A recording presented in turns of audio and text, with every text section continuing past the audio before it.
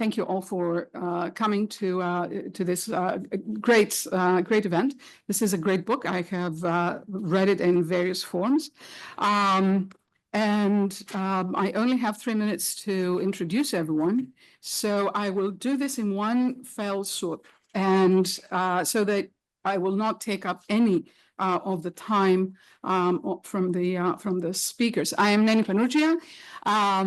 I am the JIE academic advisor. I am also faculty at the Prison Education program, and am also affiliated with the Hellenic Studies program. And I know everyone at this table for much longer than I want to remember.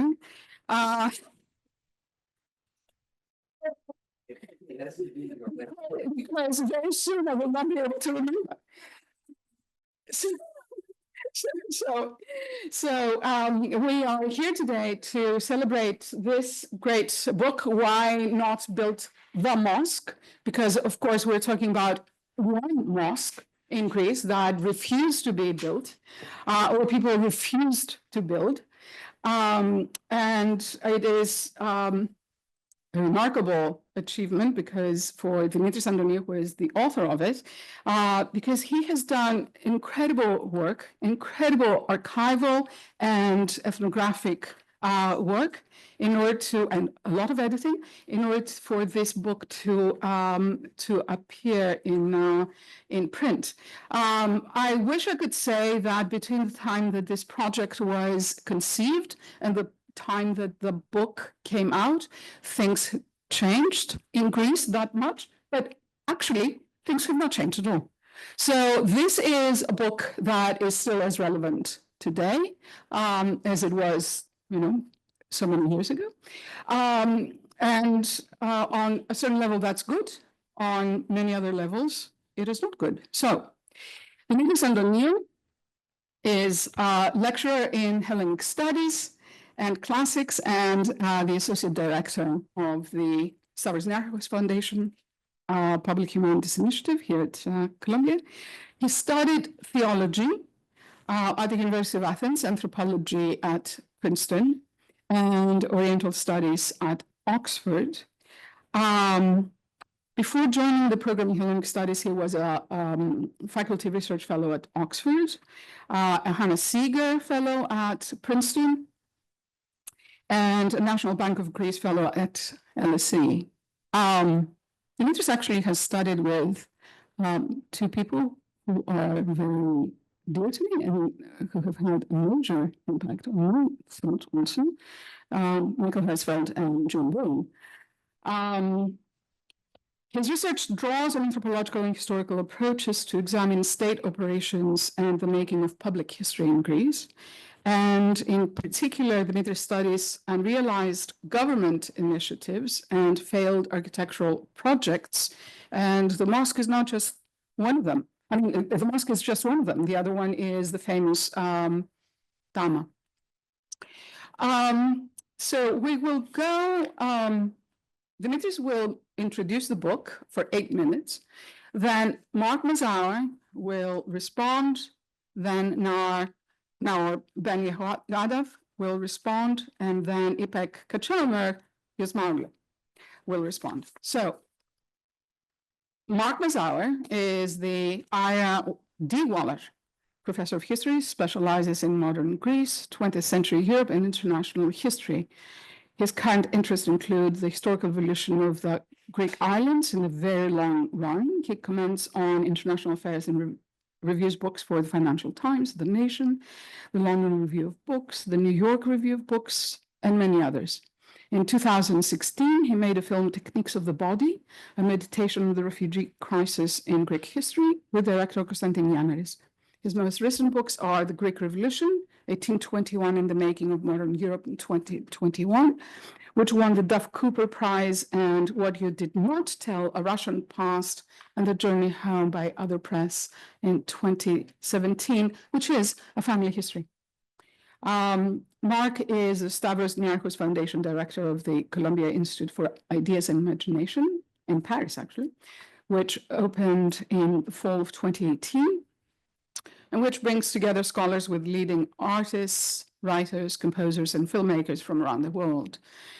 He's a member of the American Academy of Arts and Sciences and a fellow of the British Academy. He's much, much younger than his CV indicates.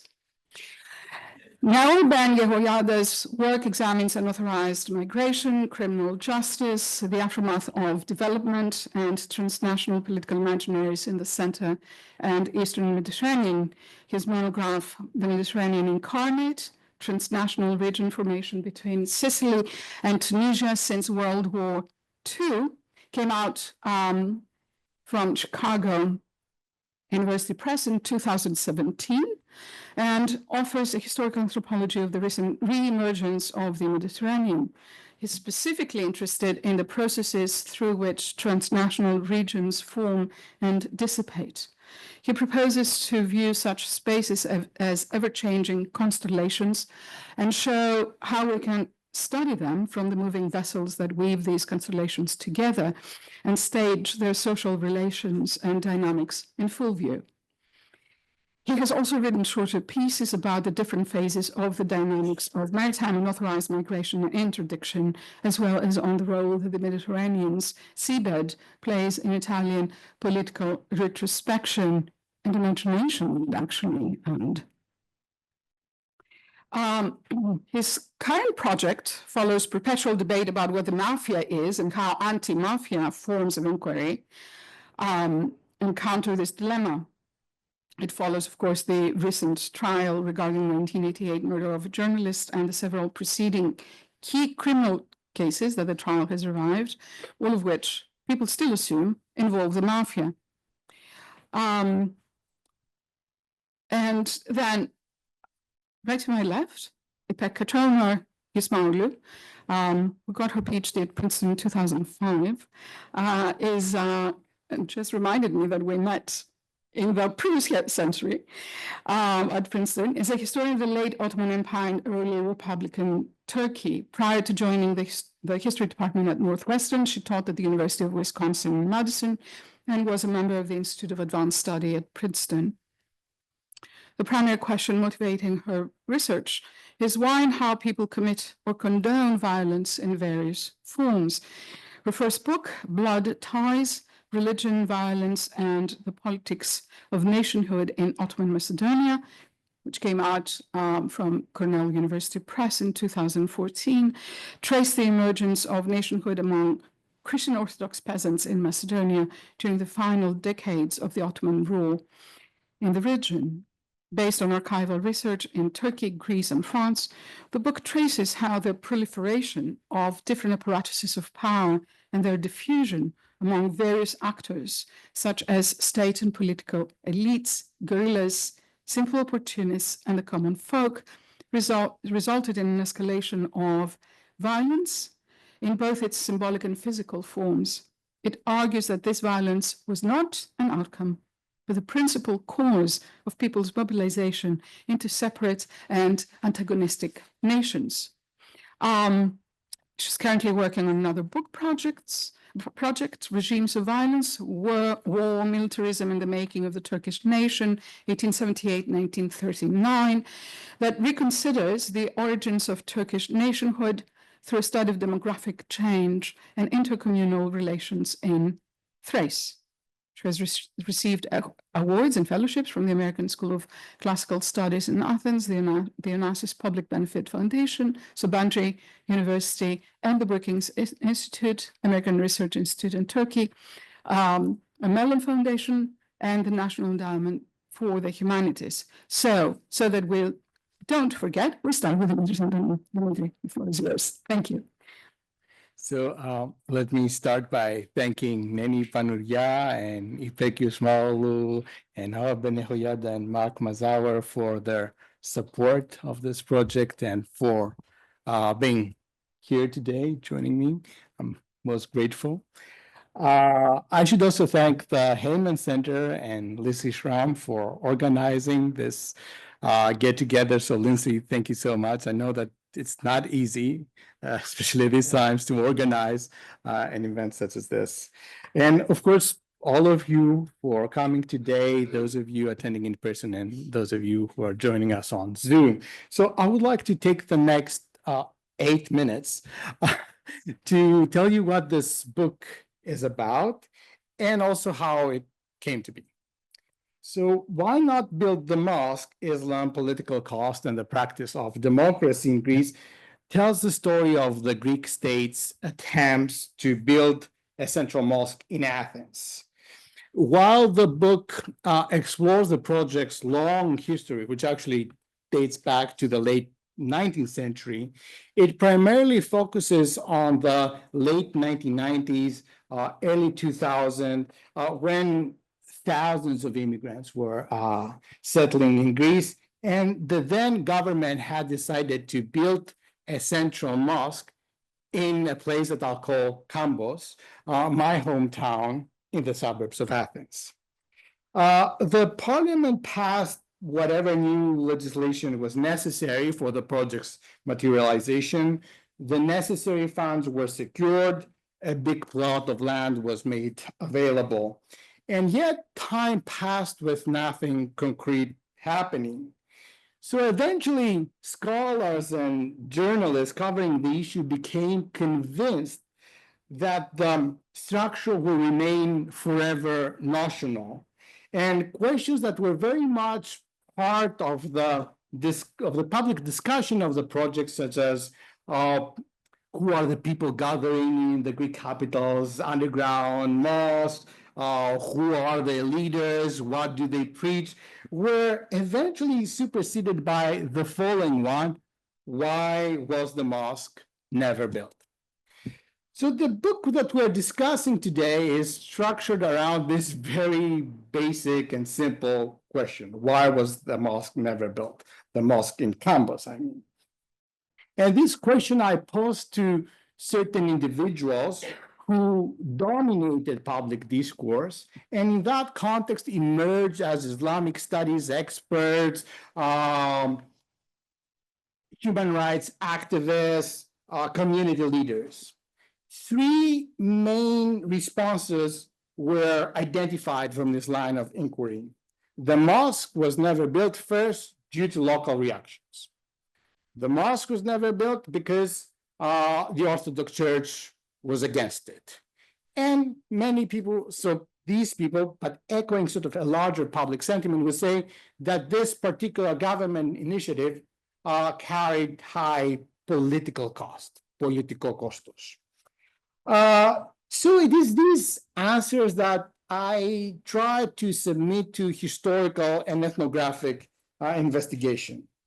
Practically speaking, this meant that I looked at if and how those usually described by the media as the locals or the church, if and how they opposed to the project, and also what people mean by the term political cost, and how governments assess it. So how did this project come to be? To be quite honest, it started off as a very clumsy conference paper right before 9/11, when I was still an undergraduate student. The larger picture was that Greece and Turkey were experiencing a period of rapprochement. And even that was like before 9/11, there was significant interest in contemporary Muslim presence in the West. So lots of think tanks, lots of research centers were devoting a lot of time and resources to that kind of issue. So given the favorable international environment, I continued working on this topic as a graduate student of Oriental Studies at Oxford and an exchange student of anthropology at Princeton. And at that time, I was hoping to take the mosque debate as a vantage point for the exploration of the Muslim immigrant experience in Athens and its intersection with state conceptions of nationhood. That was sort of the default mode of my thinking at the time. It just seemed perfectly logical to me that any opposition to the making of a central mosque in Athens would first and foremost stem from popular understandings of the experience of Greeks as subjects of the Ottoman Empire, popular tendencies to identify Islam with Turkey, and of course, how many people view Orthodox Christianity as a key component of Greek national identity. And yet, as it so often happens with fieldwork research, sort of fieldwork research led me in other directions and showed me that religion and nationalism actually tell a very small part of the story of the Central Mosque in Athens. So I eventually found myself asking why the mosque in Kambos was not built with a very different intention, especially when Greece found itself in profound economic crisis and questions about reform capacity, project failure, neoliberalism, popular resistance sort of dominated the public discourse. My project transformed into an inquiry into government operation. So asking informants to consider why the project in Kambos never materialized became a means to examine the mechanisms that block government initiatives, how political risk and public opinion are assessed, and the impact that such assessments have on decision making. And then my plans changed again, because in January 2017, in the midst of seemingly endless news about the catastrophe of the Greek economy, the tragedy of the refugees crossing the Aegean, the construction of a central mosque in Votanikos, in an industrial area in central Athens, began. So having spent 17 years studying the failure of the state's previous attempt to build a central mosque, I now found asking myself why that other iteration of the project in Votanikos was successful, why that mosque was built, while the previous one in Kambos hadn't. So this question put a code on the more fundamental question that I realized I was asking throughout my research, which again, a very simple question: what does it take for things to happen in Greece? So in the presentation and the discussion that will follow, I'm sure that we'll have a chance to discuss how I go about answering this question. So I'll stop here and I'll turn to Mark Mazawer. And again, thank you all for coming, and thank you all dear colleagues for joining me today. Thank you.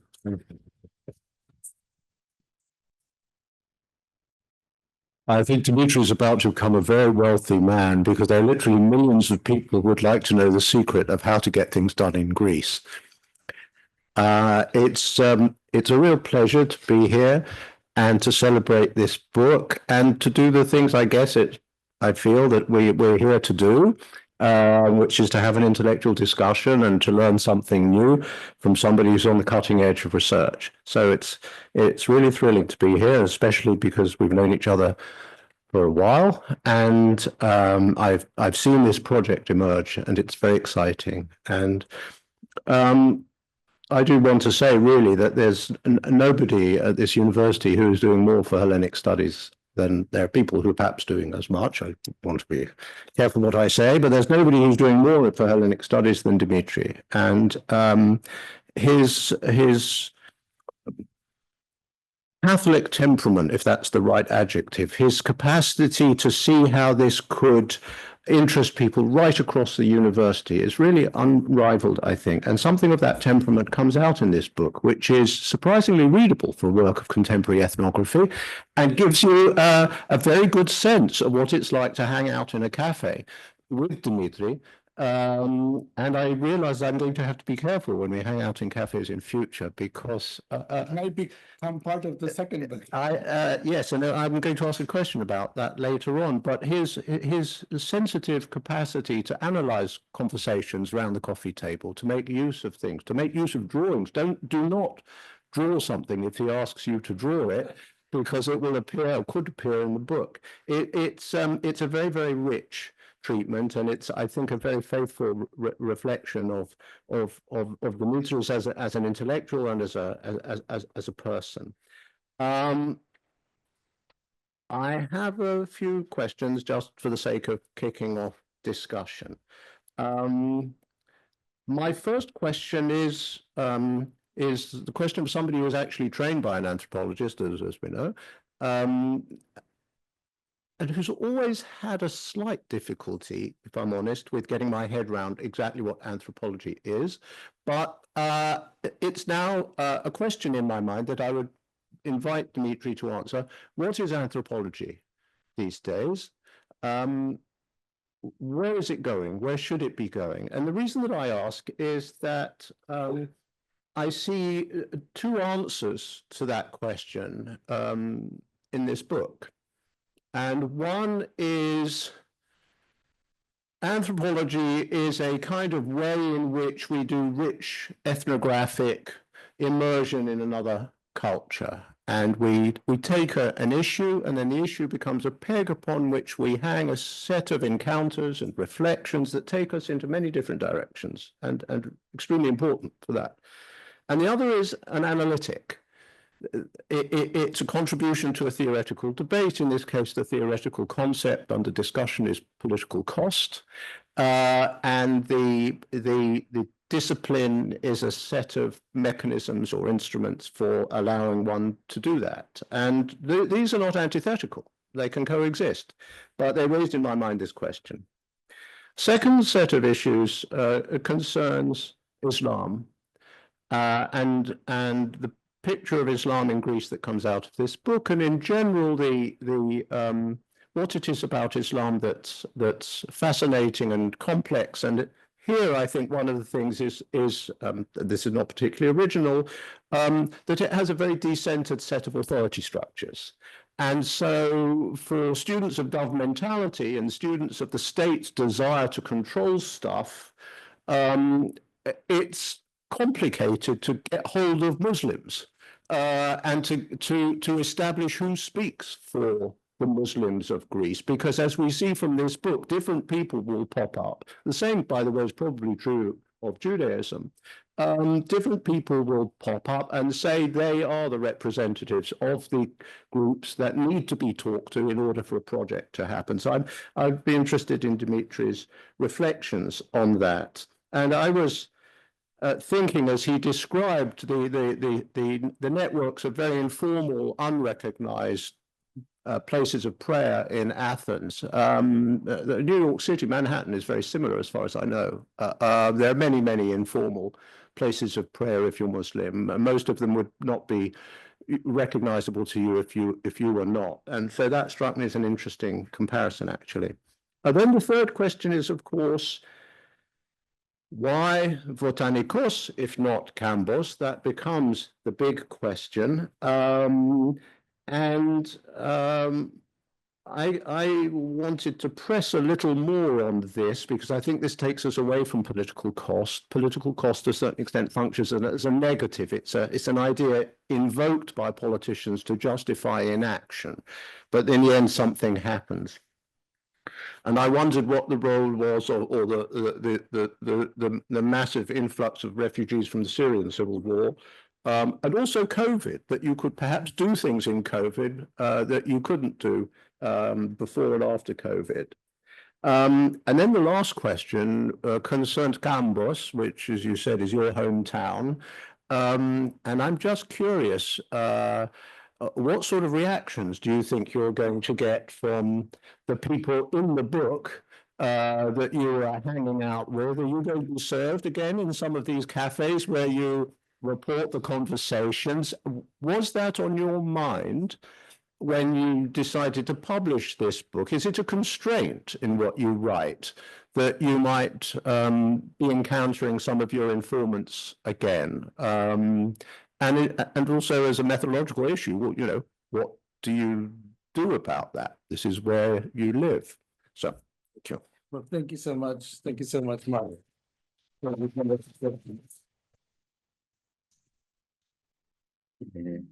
So Thank you very much. Thank you. Thank you very much. Thank you very much for the invitation to be here. Thank you for the kind introduction. I'll also speak for 8 minutes. I think I have 1.5 questions. I've met Dimitri actually together with IPEC exactly 19 years ago in the summer at Oxford in a conference about the Eastern Mediterranean. And it's been a wonderful, wonderful time seeing this project take this fantastic shape. I'm going to try to explain why I think this is a very important book to me as an anthropologist, to somebody who works in the Mediterranean. The first is that this book is a fantastic example of, I think, a new set of ethnographies, books that have emerged recently. And these are books that had their object taken away from them in the middle. I can think of Emre Yildiz project, who worked on a pilgrimage route that was stopped because of a civil war. I can think of a PhD project that's going on Syrian non-revolution, but now there has been one.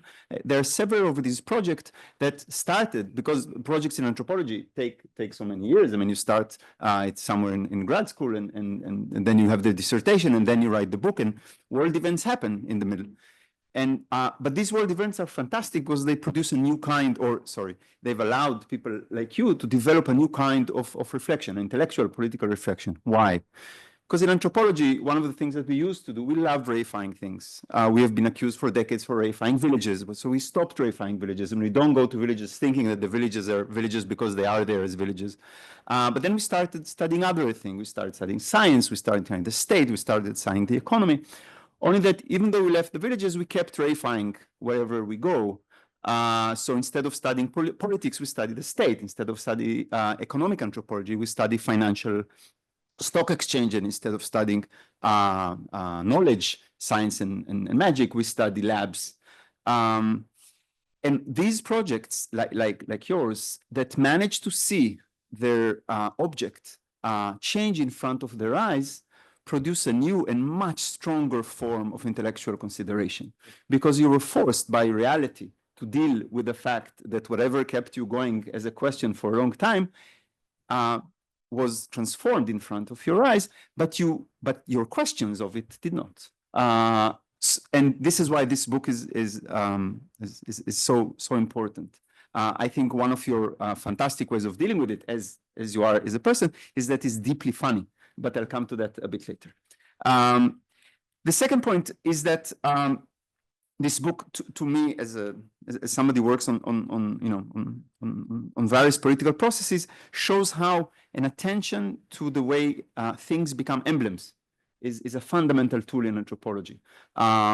This mosque in Campos that was never constructed gets dragged and pulled in various directions and receives assumed meanings in the relationship with the Egyptian government, with the Ottomans, with the British, with the French, with the church, with various other forces.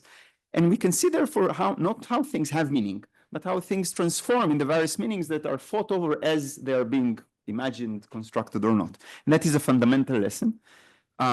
And more than that, one of the things that I've learned fantastically about, because I really know nothing of anything east of Eastern Sicily, is that the dynamics in the Eastern Mediterranean, because of the relationship between the Ottoman past, the relationship to Egypt, which is fundamental, or to generally where Greek diaspora was still there in the 30s, and to Islam and to Muslims, transforms in a way that, actually, that's my question to you, seems to me different from the way, let's say, it happens in Sicily with the relationship to North Africa and with Spain, Francoish and post-Francoish Spain, to Morocco.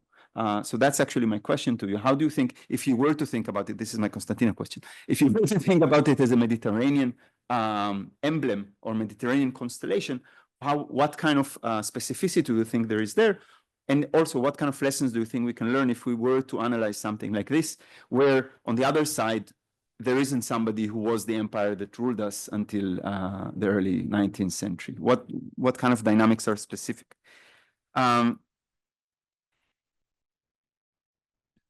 So now to the question of comedy. I'll read. This is a scene in the book that has to do with, he described it already in the introduction as the conference, that the panel conversation that went really, I don't want to say bad, but went not as it was planned. And Dimitri does something that already, how do you say, shows you what's going to happen when he says, I brought my mom to the panel. And he brought his mom to the conference. Let me find it. He brought his mom to the conference. The meeting started with Patikas, the priest, giving a same talk on the basic tenets of Muslim faith and differences between Sunnis and Shiites. Hassan's presentation is one of the two main figures of the chapter, and actually of the book, was equally encyclopedic. Throughout these presentations, an old man behind us never stopped muttering. While he did not do it in a loud voice, it was still loud enough to test the tolerance of those around us, and I love it that that's the first time that the word tolerance appears in the book. Quote, you must be ashamed of this, all of you. Had you known the Turks, you would have not, these are the plans of the new order, end quote. Could you stop? I asked him, this is Dimitri, and my mother intervened to prevent an even louder disagreement. Find me one anthropology book in which the mom intervenes. And continue. Let's hear what these people have to say, she said quietly. Even though his respect for me was apparently limited, he had no choice but to comply with the polite suggestion of a woman of some age, his mom. And for some time, the commentary stopped. Both Patikas and Hassan confined their presentations to a general and somewhat abstract account of Islam and Christian-Muslim relations. I have to tell you that the head of the Democratic, Papandreou was there, and I didn't mention it. Things were looking ominous already at the beginning. I did not know Patikas well, but having met him with Hassan several times, I knew that he had wonderful human stories to narrate, which would have been much better understood in this context, the panel. Without being aware of it, they appear to support the idea that racism and Islamophobia stemmed from a fear of the unknown, conditions that they thought they could remedy by means of information. Papandreou, on the other hand, who seemed to have enjoyed the presentations, refrained from giving a long speech when his turn came. He referred briefly to political costs that prevented many Greek governments from building a mosque in Athens, and he welcomed comments and questions on issues of religious tolerance and immigration. Basically, he played the role. In an attempt to give Hassan the opportunity to address larger issues and draw on his personal experiences, I asked him, Hassan, to speak about the main challenges that immigrants face in Greece. Hassan raised the issue of the Khartia, etc., the papers, and Papandreou acknowledged how important it is for the state to attend the needs of second generation, which at the time had no preferential access to citizenship. All this time, I had failed to notice the middle-aged woman wearing a gray pullover on top of a purple shirt, a long skirt and glasses, and her hair in a ponytail, and it says, in parentheses, sign of devotion. I would like to ask something, she said all of a sudden in a loud voice. Of course, Miss Dariotti. What is it you would like to share with us? Father Epiphanios responded in a soft and welcoming voice. Of course, it is obvious, she started, that none of you has ever read the scriptures, the Gospels. None of you has ever read the revelations of St. John the Divine, so that you avoid the trap of heresy into which you have all fallen. Lord, what more is there for you to witness? Prostitutes in church, homosexuals being married. Is this really what you think of Orthodoxy is all about? Please, please, Father, said Father Epiphanius, approaching her in an attempt to calm her down. Don't touch me, the woman screamed. This is my church too. You have no rights to tell me to leave. But I didn't, said Father Epiphanius. Chaos ensued, etc., etc., etc. There is, what do you say? There is not one element in the book as an entire argumentative setup that is not in the scene. And he did not design this scene. All he did, which is my final point, because I think I'm nearing my time, is that he did what a very good anthropology does. He remembered. Because if you ask what is anthropology, what we do, we work on our memory, which is why you are in trouble. Because Dimitri, like a fantastic anthropology, has a sense for those scenes that are worth their weight in gold, and that no structural, systemic social science discipline could ever deliver. It's those scenes, those events, including the mother, that make this book such a fantastic example of what anthropology is when it is really, really good. I'll end here. Thank you.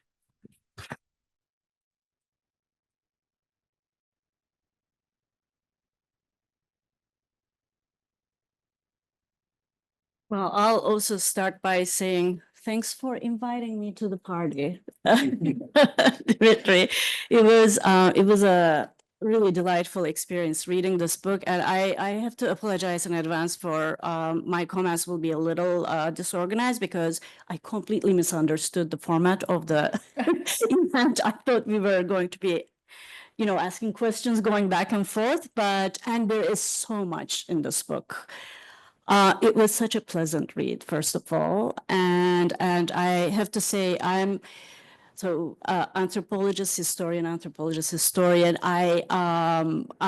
going to start with a disclaimer. I love anthropology, even though I'm a historian, but it's also kind of my alter ego because I could never become an anthropologist. I have no idea how you guys sit through these, conversations where you're being lectured on, why you should be keeping the Julian calendar and, I think that was actually one of the most benign things that these indignities that you had to suffer listening to these people. And I could recognize some of the people here. There were some insider jokes that I got because, I was actually there part of the time and Dimitri would be in full okay, let's get you talking kind of mode. So this is fantastic ethnography. And it is a fantastic read, Dimitri. So that just on that, you have accomplished a major deal.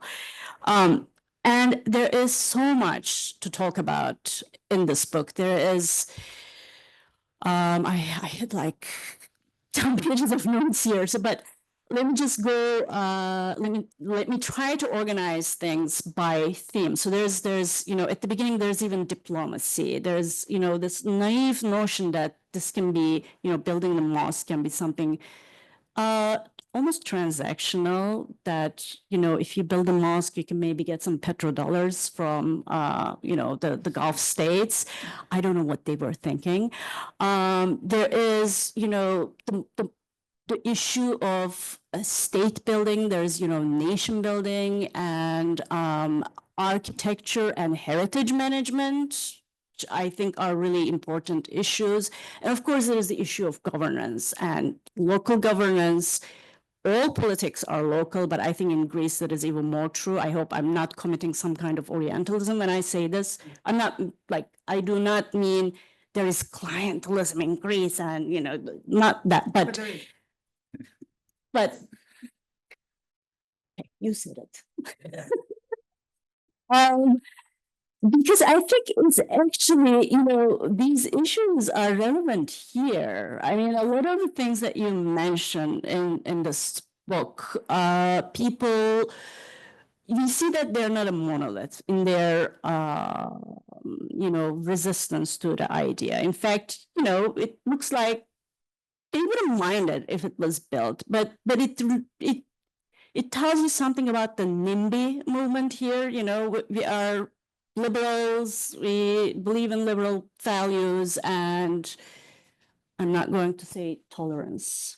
But then, as long as it's not in my own backyard, right? So I think it's relevant in that sense. And when I brought up local politics, I think I would like you to tell us a little bit more about what has changed in that regard. Again, I want to clarify that I do not mean clientelism where, you have, I mean, you drew such a nice picture of Beania. Am I allowed to say Beania? No, okay.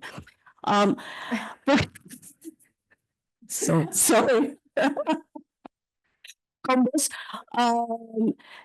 Not just these, familial or kinship connections mapping onto political allegiances, but how that also turns into the national, and how political cost, we can also look at it here in this country as being primaried out, for instance, and how that actually has a potential to slide into populism, bring out the most, extreme positions, but it can also go a different way. It can also go in the way of a more participatory democracy.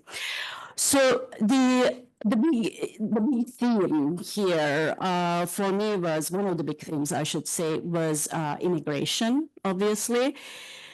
And what it means, because this is a result of immigration, why you're having this, it's an entirely different argument, a debate than what it is in the 1950s or whatnot.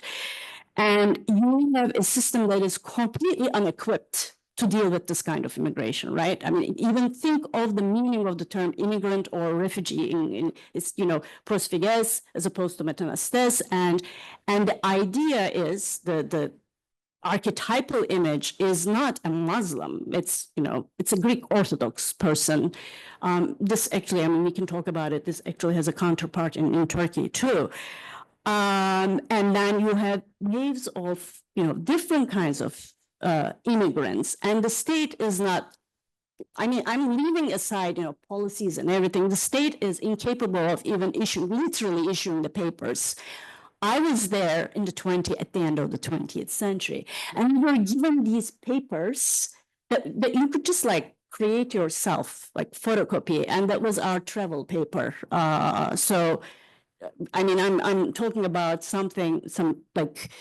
you can look at it as a failure at a very fundamental level, but at the same time, it was a reflection of, as long as you can get things done, what does it matter whether you have this paper, whether it's, official looking or not, right?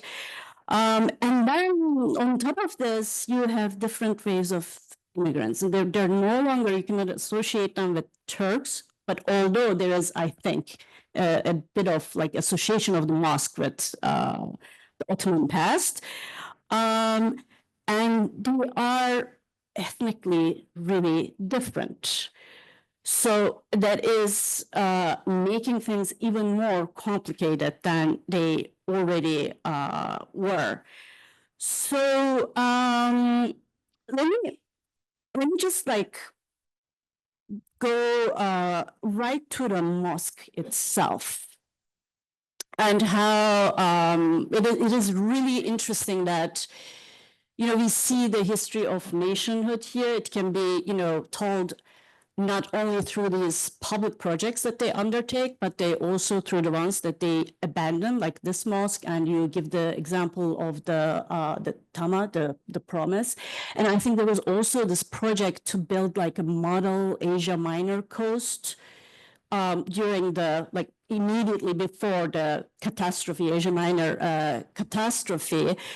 So I think the book also raises really important questions about what heritage management means, what these, memorializations of different sites mean, and how you create, again, meaning through these things. And I was thinking, when you ask people to build, I'm sorry, to draw a picture of the mosque, and I remember actually seeing one of those, one of the really striking ones. The thing that really struck me was the archetypal mosque. One of the archetypal mosques is the Ottoman mosque, right? And what is the Ottoman mosque? It's Hagia Sophia without minarets, right? So basically, if they wanted to, they could, because Ottoman imperial architecture was in constant conversation with Byzantine architecture. I mean, you get kind of close where they have a little chapel that is, the other thing is mosque, the building as a monument versus the building as a functional space. And I think that distinction is really important also when people are deciding whether it should be, in their neighborhood or not. And the minarets are really, I think, important in that sense, because the minarets are not just, they're symbolic, right? I mean, the first thing that they did in the Balkans during the wars was basically take down, demolish the minarets, it's not just because they stick out, but that's where you also hear the azan is told. So it's not something you can really ignore. It's not just a building that sits there. It shows you 5 times a day that there are people who are going into that building and who are worshiping. So it is a lot more, how can I say, organic or alive than just a monument that you can tolerate, because it refers to the past, not to the present. So I think if you remove the minarets, and that's actually what happens with the mosque and Botanical, right? There are no minarets, and that may be one of the reasons you use that reference. The other thing about the mosque is who goes to the mosque, and you bring up this issue. They are clearly the masjids, the little chapels that people use are still going to be functional. The mosque may be really useful and you want for funerals. They say this, it would be really nice to have an actual mosque for this. But I think it's really, again, for the same reasons, like what purpose the mosque serves in a certain environment. And this made me also think about a certain mosque in Istanbul, which has 6 minarets, has no business, absolutely no business having 6 minarets. It is outrageous. And it's on a hill and nobody goes there. But it's a statement. It's a statement piece, So, what does it tell us, just looking at the mosque, what does it tell us about this very Muslim presence in Athens? And I was also thinking about another layer of immigrants in Greece, ironically enough, were the Gülenists, the followers of this, they call them the Calvinists of Islam. Movement, Hizmet movement, service movement, who after the coup attempt in Turkey ended up in Greece. First you had Turkish people who wanted the golden visa, who came in with their capital, and they certainly were not looking for a mosque. I mean, if anything, they were escaping from mosques.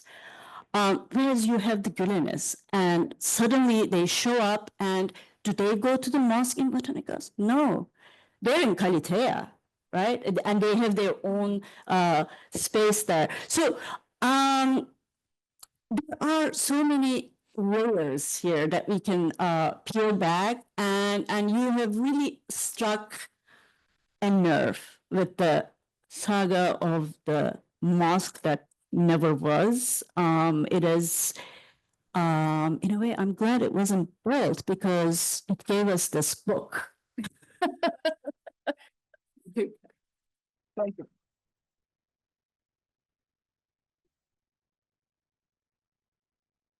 Maybe Yeah. rebuttal. Yeah, all right. Well, thank you everyone for this wonderful questions. Okay. What is anthropology these days? Where does it go? Where should it be going? And I think already Naor gave us a good understanding of how diverse the field is and what anthropology could mean. This is an ethnographic book, and I wanted to place a lot of emphasis on ethnography, not only in terms of being aware of the language that I use to describe my encounters or to sort of present my experience during fieldwork, but being ethnographic in terms of the concepts that I study. So it was a conscious decision on my part to be very attentive to what an older generation of anthropologists would think of as local concepts. Even if I don't necessarily embrace the intrinsic analytical value of concepts such as political cost. I don't think it's a very strong concept, but I think that by following by being attentive to the way in which people use political cost and make sense of their surroundings, that could create a very could result in a very productive experience. From the perspective of the anthropology of Greece, I would say that there is incredible work that focuses on, let's say, the dispersion of power, but not that much work about about the elites, about the political elites, about contemporary decision-making processes. How does the prime minister arrive at the decision? Who are the people who work with the prime minister? How do they understand public opinion? How do they construct public opinion? How do they go about assessing public opinion? How do they go about assessing risk? What kind of technologies do they use? So I thought that it would be very intriguing for me to do this kind of work. And even though, I mean, this project took forever, and it's not, the temporality of this project might not be great in terms of like an academic career, but it does give you the opportunity to eventually get in touch with people that you wouldn't be able to contact some years ago.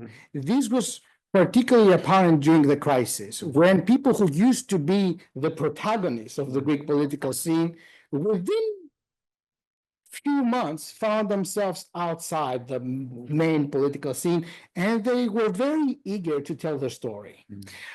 So that was an opportunity for me, and the fact that I was doing this research for this very long time gave me the opportunity to finally talk to them and make contact with them.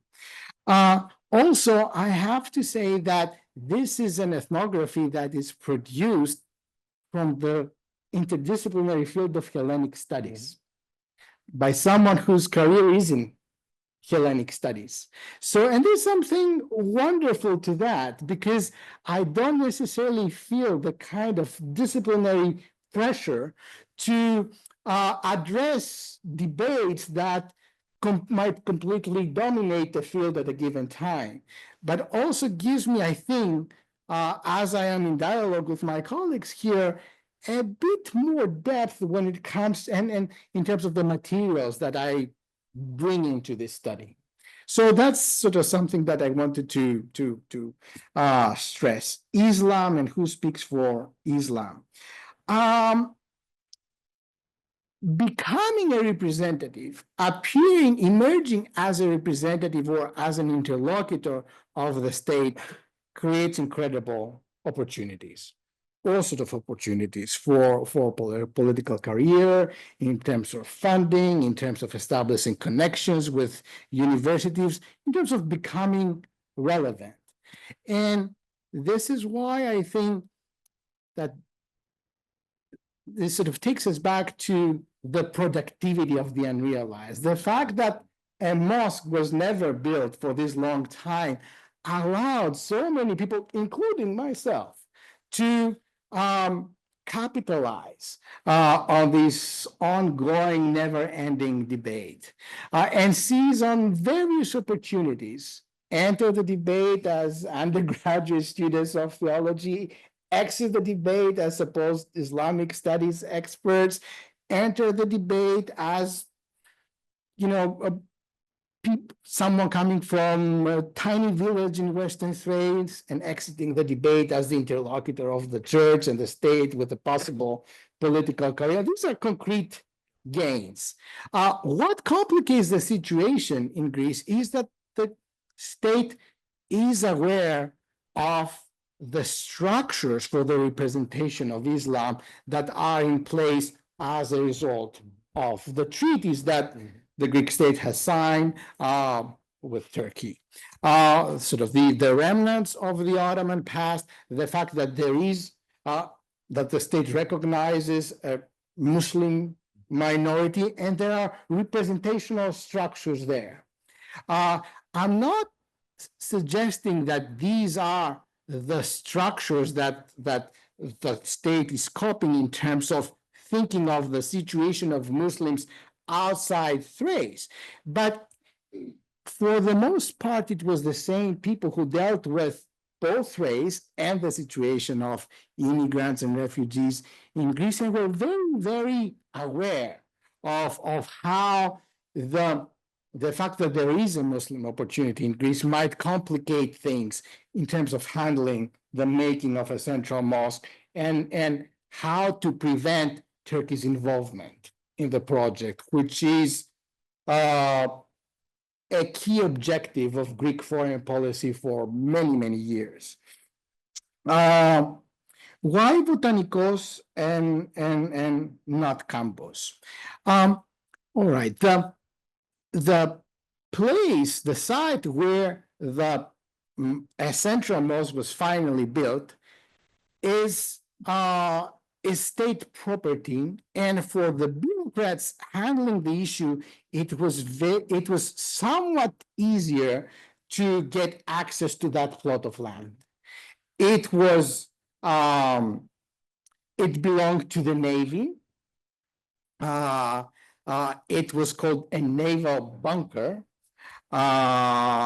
So for the people, for the bureaucrats who were handling this project, it made sense that once the campus version of the project was abandoned, this seemed like a more manageable solution where things could be taken care in terms of like communication within ministries. Also, it was a place where, as far from the geographical perspective of the downtown Athens, where most bureaucrats were based, that part of Athens lacked a neighborhood structure. I think it is important to remember that most decision-making in Greece takes place within a radius of like 1.5 kilometers, right? So everything outside that area might seem a bit distant. So from their perspective, it was believed that there's not a neighborhood structure, and there's highly possible that less people will react. Also, it has to do with the very structure of the actual space. The first time I visited this space, I was right in front of the gate and I couldn't find the mosque. So there are no architectural indications that there is a mosque, no sign. You have to really know, and in order to get there. Going back to the issue, why sort of what's in IPEC mentioned about the mosque and its architectural features. Here we're dealing with, in this last and successful iteration of the project, the Greek state has made a very conscious decision to create a structure that will not be recognized as a mosque. And to the bureaucrats who handled the case never reached out to professional architects who had some kind of experience in religious Muslim architecture, but asked for an engineer working for the Greek Ministry of Education who was building schools to create to draw a very elementary structure. And that structure then was called the Athens Central Mosque. And for my looking at this case for all these years, I feel that still the priority of the state has been to fulfill an obligation, to escape international pressure, which was very active, tangible, especially before the Athens 2004 Olympic Games, because there was this understanding that all these Olympic venues depend on the work of immigrants, but where do they go when they want to pray? So this So I wanted to share this as far as sort of the architecture of the actual mosque that was built is concerned. And what is, I think, truly incredible is that if you see the long history of the project, you see how in the early years of the 20th century, how more comfortable Greek political elites were with the image of a mosque that looks like a mosque in central Athens, even though that fantasy, that imagination was mediated by the West, because I think that the Greek state never looked to its Ottoman past for examples when it decided that discussing over the possibility of establishing a mosque is something that might make sense for Greece. The models was always like a French model, the Grand Mosque, the Institut du Monde Arabe, the Central Mosque in London, later the Central Mosque in Washington, D.C. And we have fantastic correspondence from the 30s, for example, or the 20s, where the Ministry for Foreign Affairs sends letters to different diplomatic missions, like in London, in Paris, and are asking, how do these people go about building mosques? Do these mosques have minarets? Is there a muezzin? Do people complain about noise pollution? So completely disregard the Ottoman past, and it's all about how the West understands and treats this structure. So to make a suggestion that might seem maybe paradoxical is that in the early 2000s, when I was doing my research, establishing a central mosque in Athens was very much about projecting an image of European integration, of Westernness, of belonging to the West, and not that much about the accommodation of religious alterity. COVID-19, one of the ideas that I venture in this book is that to make things happen in Greece, if you look at, in this case, a mosque that failed for many years and then a mosque that was built, what changed is the fact that I feel that the mosque was no longer a priority as far as the news agenda was concerned, because all other factors were still there. But in the words of Vangelis Venizelos, a Greek politician who talks about this successive crisis, the financial crisis, the refugee crisis, the COVID crisis, he said something that I thought was very interesting. He talked about the dark horizon and this idea that it's a completely new media landscape in terms of how news, how the hierarchy of news is understood. And the fact that for a long time, the central mosque, from being sort of the kind of issue that Greek TV channels would discuss during the summer, became a non-issue for a significant time, I think allowed the slow bureaucratic work that was necessary for a mosque to be built.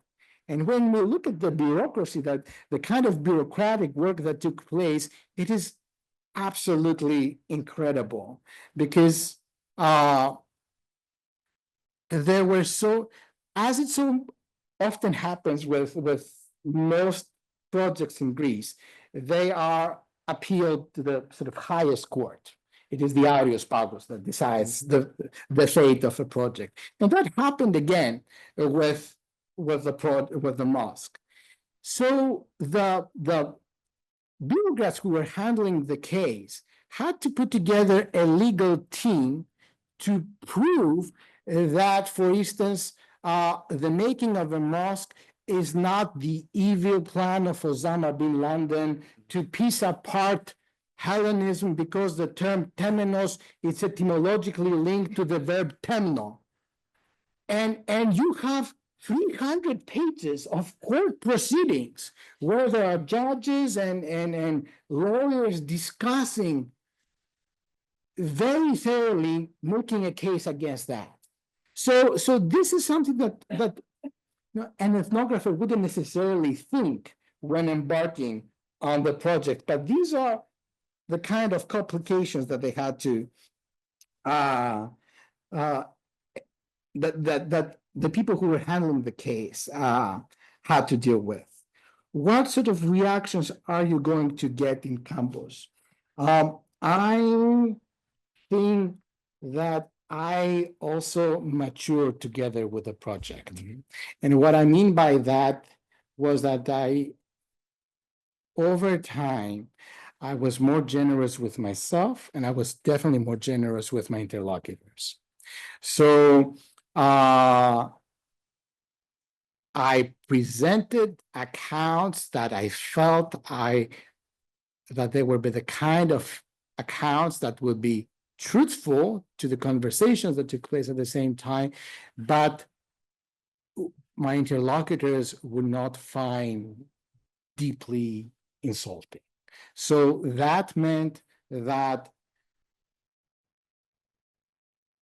if you read the PhD, there are parts that I removed from the manuscript. I wanted to be more generous with my friends, with myself, with the way that I was going about this research. And it was about realizing that you can get the same message across without making people feel very uncomfortable with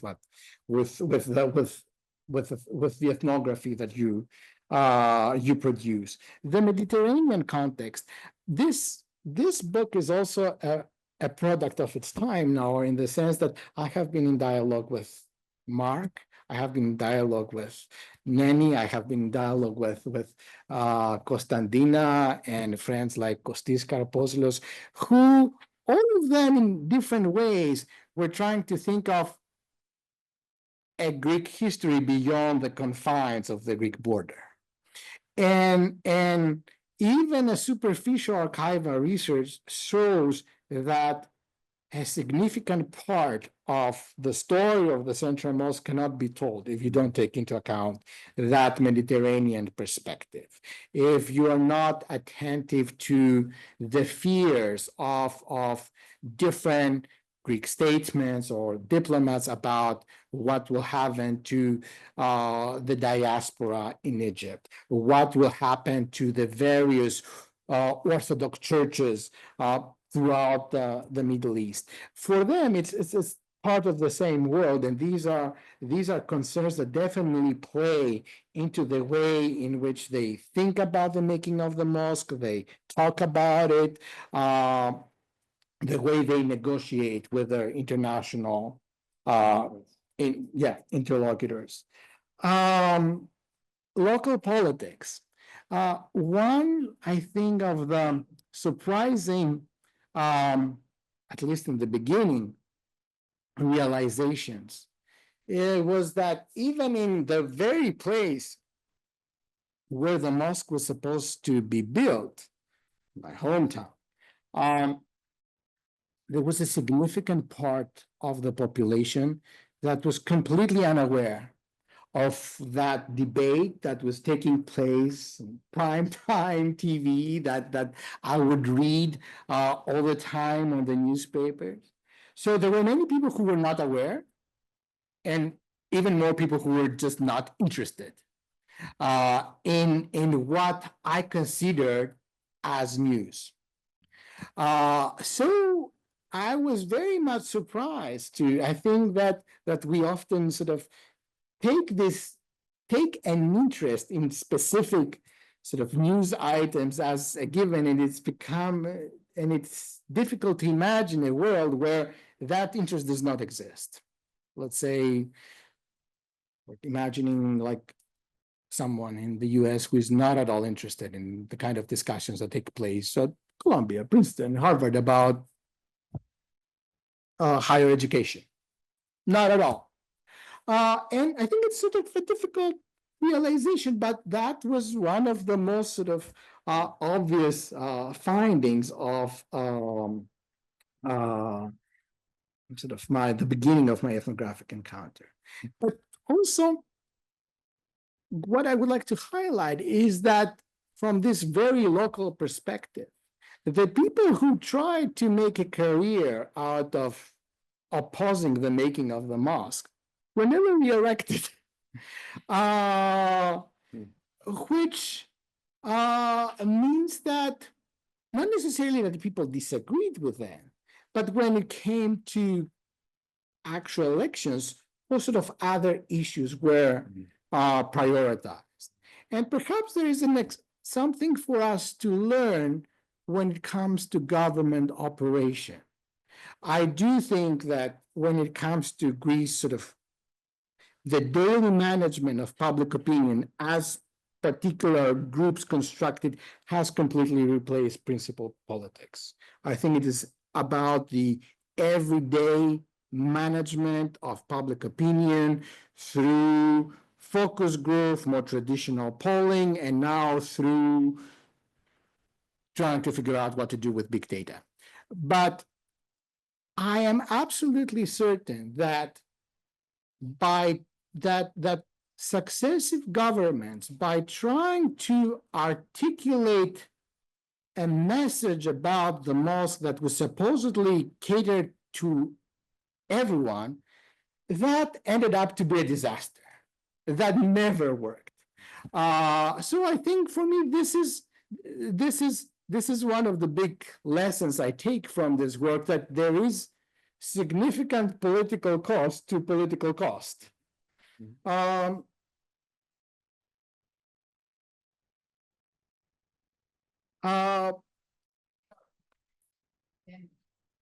So, yes. I didn't mean to interrupt you like this. No, you're right. You're right. I'm just saying that you should finish your sentence. Okay. No. I think it's time to open up the floor. Thank you.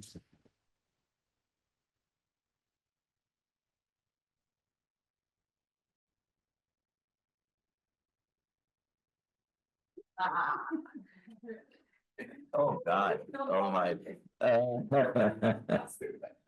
So, Dimitri, one of the things that since I first met you, one of the things that fascinated me about your work was this thing, your interest in the unrealized.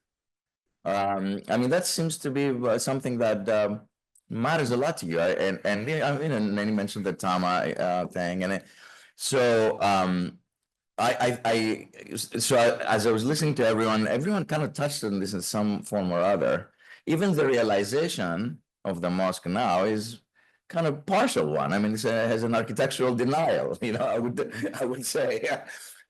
So that made me think of one of my favorite Foucault quotes from very early, somewhere in the 70s, that says that we should think about the unrealized instances of history as a kind of point of departure to think about history. And he says something totally crazy as an example. He asked the question, why didn't Plato in Syracuse become Muhammad?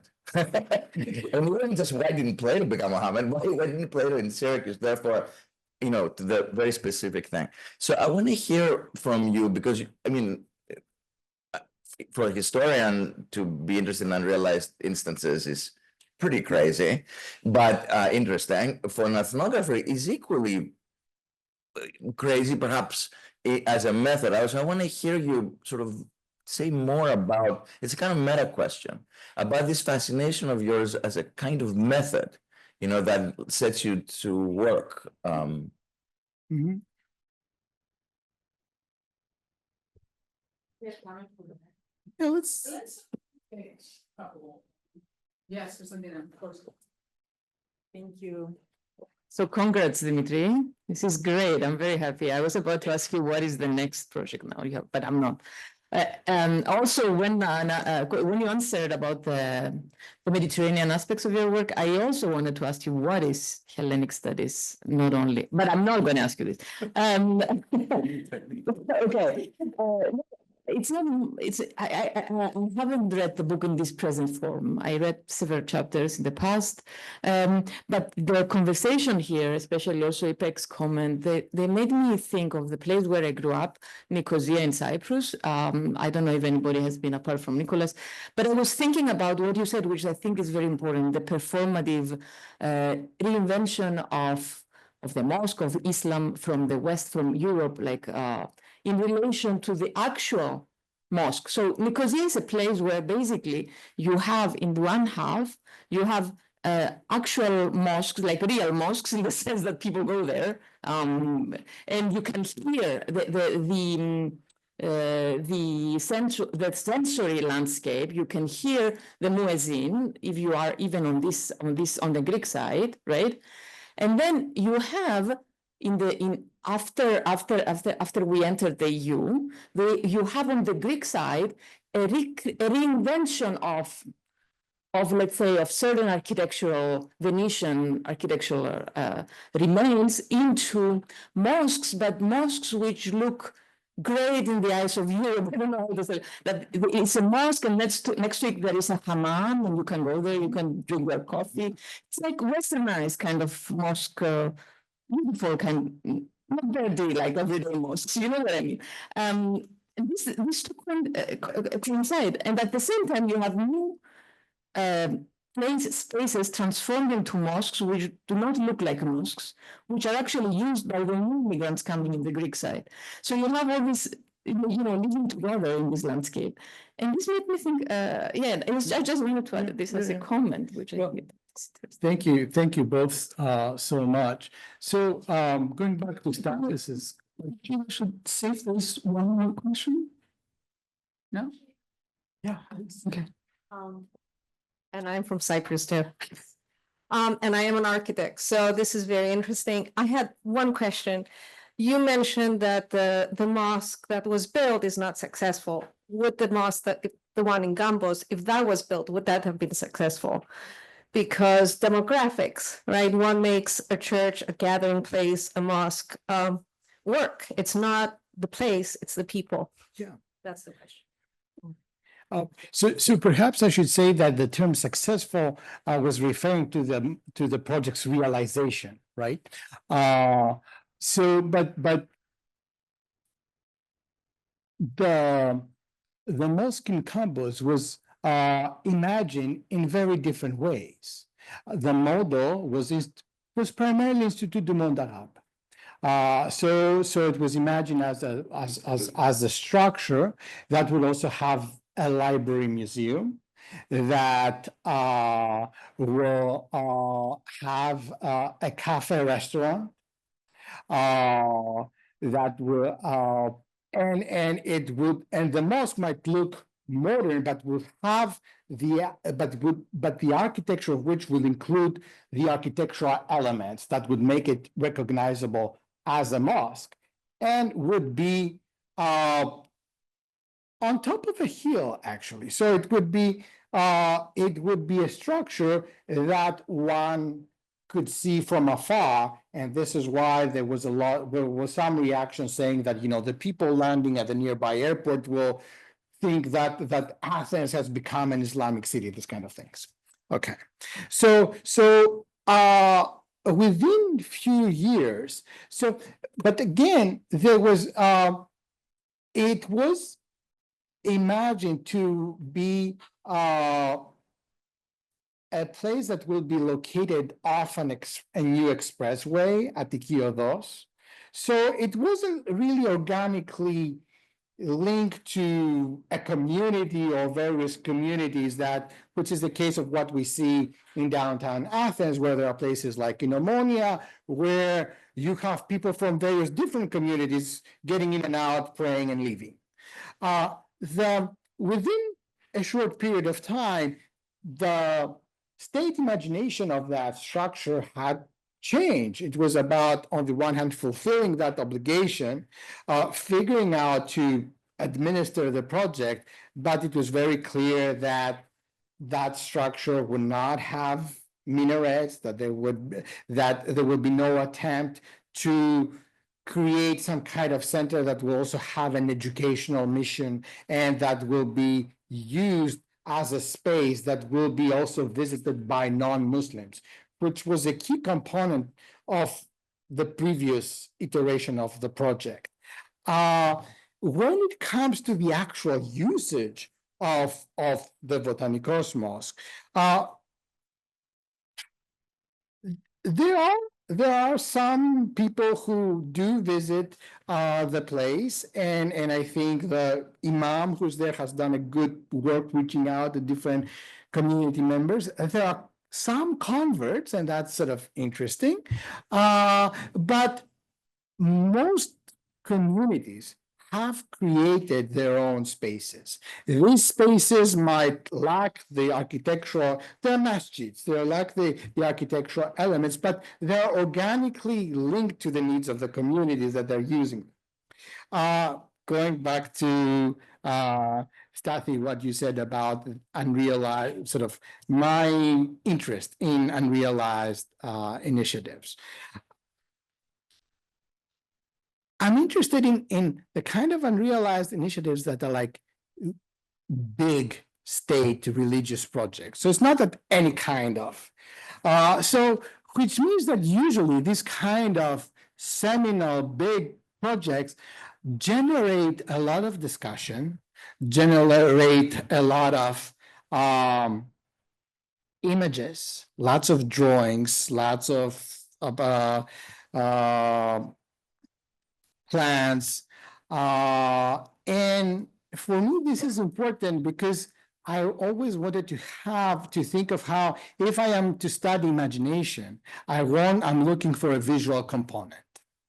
So, and in an empirical way, I understood that this kind of architecture could be a fantastic vantage point, either to consider state operation or other projects, other issues such as, the making of public history. Why are these seminal structures important? Because I think they become these notional sites around which very important discussions about the nation, what it means to be Greek, what it means to be Western, what it means to be civilized, and all the things. So they structure this kind of debates. And I think that most of the scholars, for instance, who contributed to that debate, they weren't that much interested in the religious aspects of the debate, but they were trying to address a state that, to their mind, looked very xenophobic, didn't make enough space, that they had a different and more expansive understanding of what it mean to be Greek today. Hellenic studies. No, but I think I can say that. I think it's about making the field, thinking actively as to how to make the field relevant to an international audience. That's Hellenic studies to me now. So, but I'll just stop. Thank you.